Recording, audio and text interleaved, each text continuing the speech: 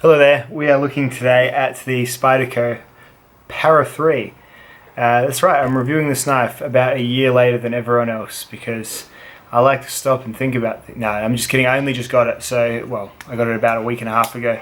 Been using it for the last week and a half because I really have enjoyed it. I've done my cut testing with it, so that's, well, spoilers, but it was about 500 consecutive cuts of twisted sisal rope before the S110V still no longer held an edge. So I feel like I've got a pretty good handle of the knife and its ergonomics, and I've carried it day to day, so it's I've got a good idea of how it fits in the pocket and in the hand and into one's life. So let's get into it. I'm going to take this to Tabletop, intersperse clips of use as per normal, and we'll let you know how I feel about the Spyderco Para 3. What are they going to do when they upgrade it? You know how they do like the paramilitary too? There was once a paramilitary.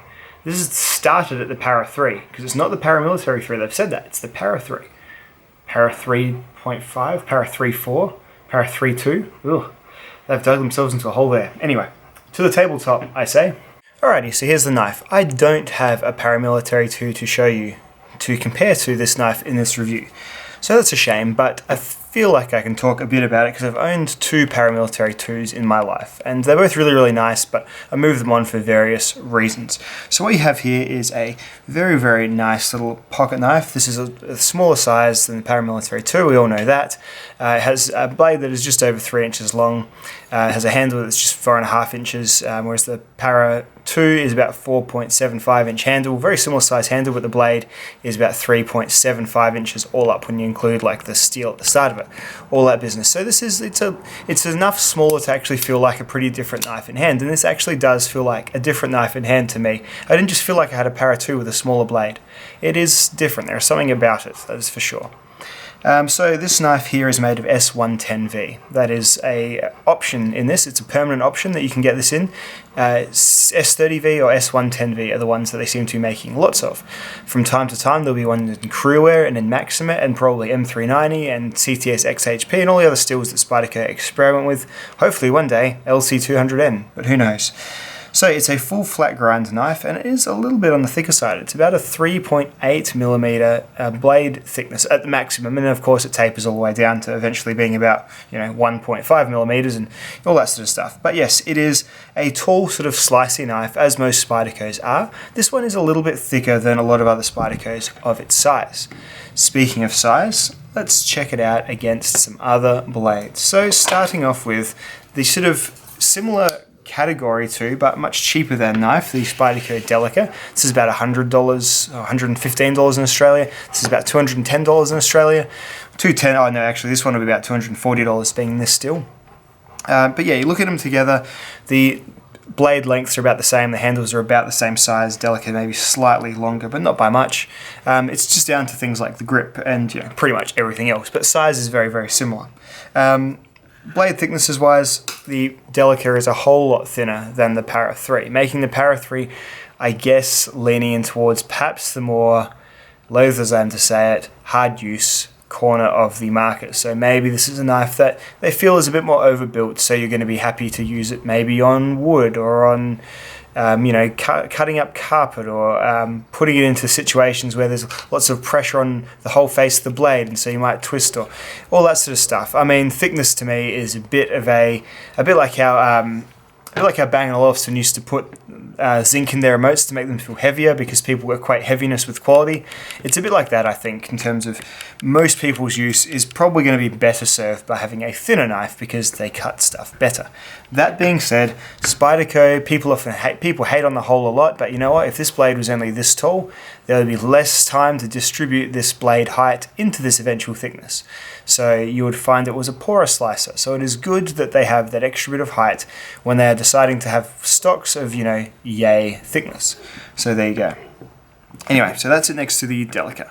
This is next to the steel wheel Modus, which has, a steel that is about as good, but a blade that is just a little tiny bit longer than the Para 3. So you're getting probably about another ½ an inch or so on the blade in the Modus.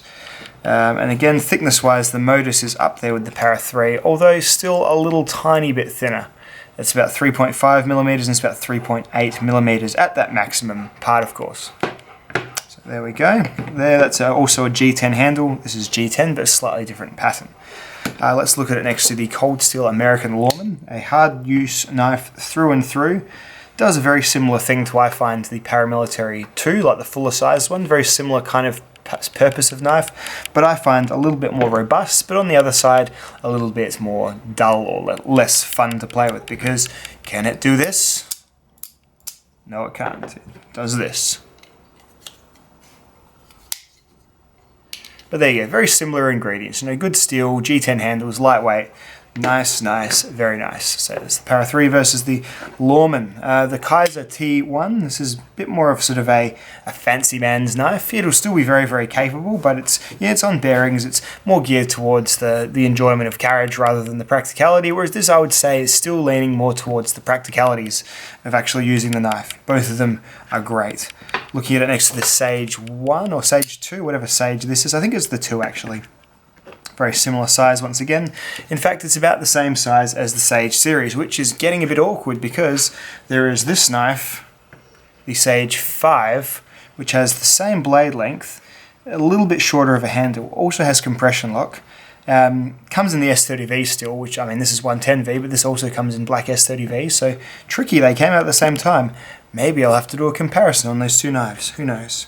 At any rate, that is its size. Oh, and of course, a reviewer's standard to check things here. It's the Bussy Team Gemini. There we go. So, what do I think of the Para 3? Well, what do I like about it? Well, as I said, I like the sliciness of the blade. They've done it about as well as they could do, having chosen stock this thick. Personally, I would have chosen stock at least, you know, maybe just this thick. The Sage is fine at just, I think, 3.2 millimeters. No problem whatsoever with that. But yeah, for the thickness that I've chosen, they've gone really well.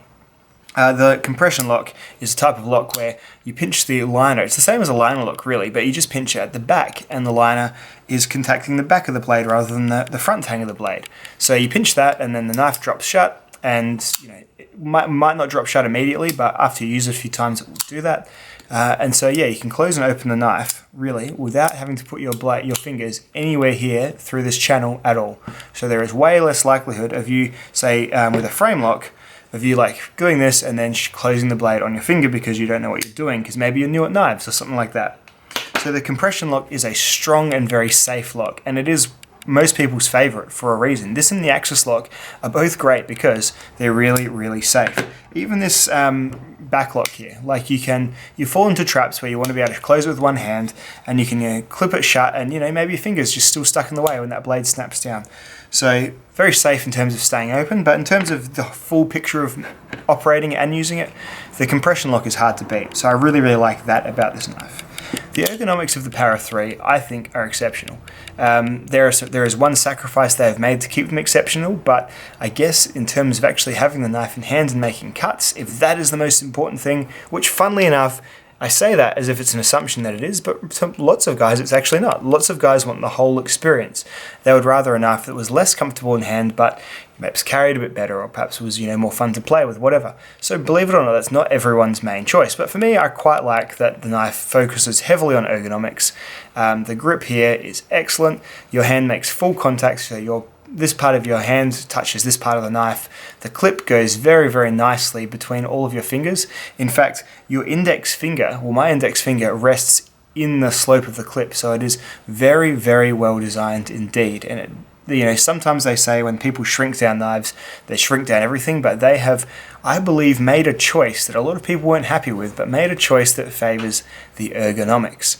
And I'll get onto that choice momentarily. But yes, holding it like this, the thumb sits very readily on that jimping there, which is just the right amount. It continues on to the start of the lock here. Very, very cool. So this grip, it is great, very, very comfortable indeed. And then choking up, all the fingers just move one spot up, and everything fits really well as well, giving you a bit more control for those.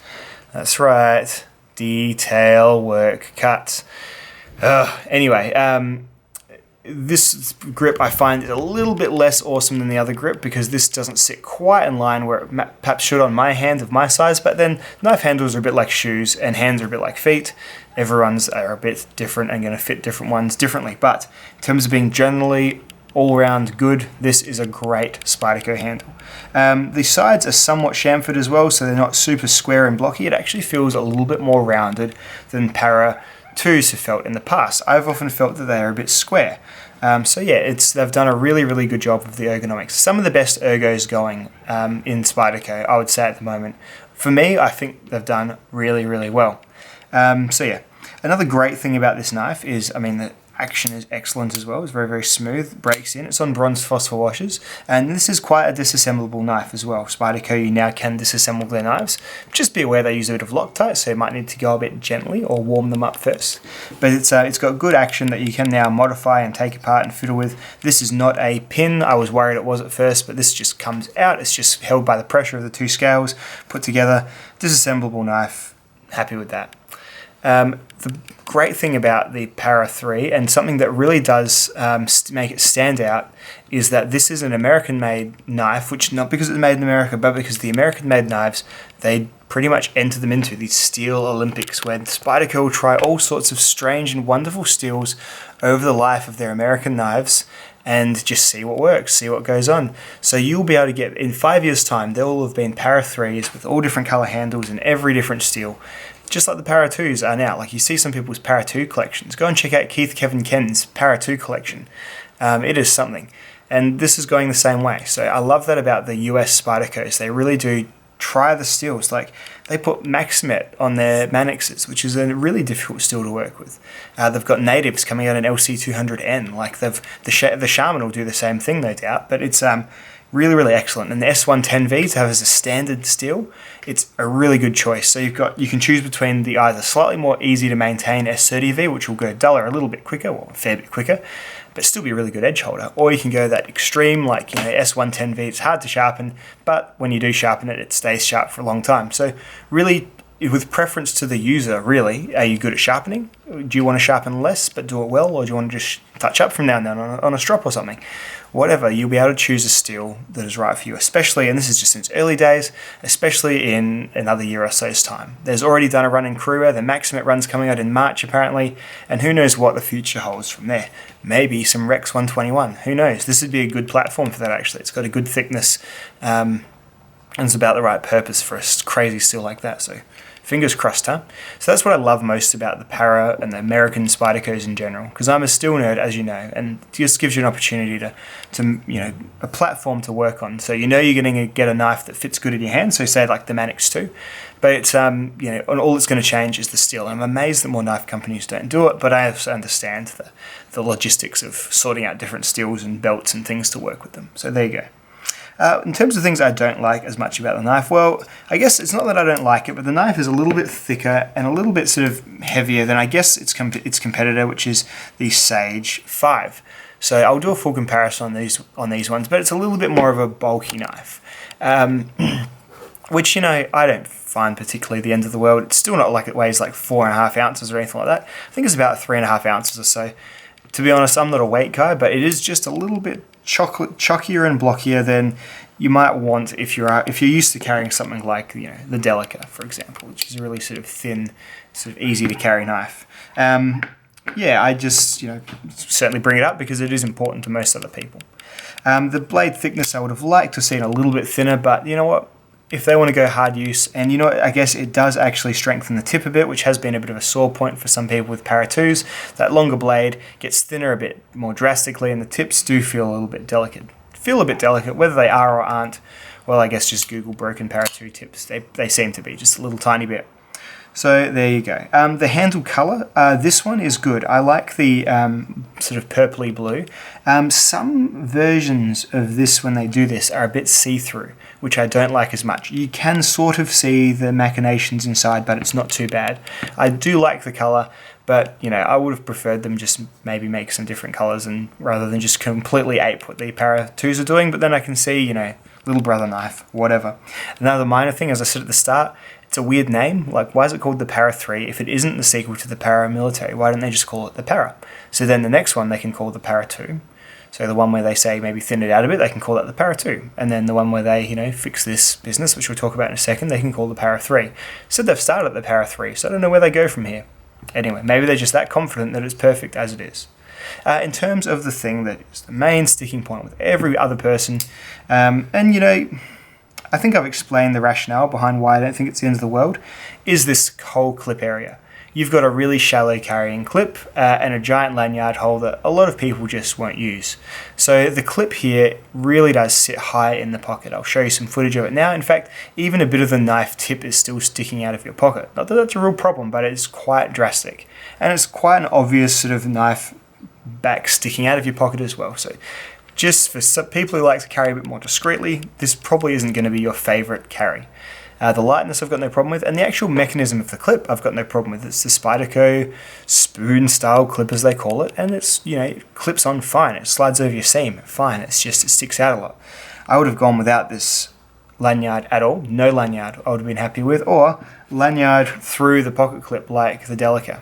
So thin out that lanyard hole a bit, build the pocket clip around it, move it all down. Anyway, I reckon they will work on that because that's been people's most vocal criticism, but as I said, when you squeeze down on this knife, that clip just vanishes between your fingers because your pinky in this part of your hand sits on this flat part rather than sitting on what can often be a bit of a high part, say on this wire clip here.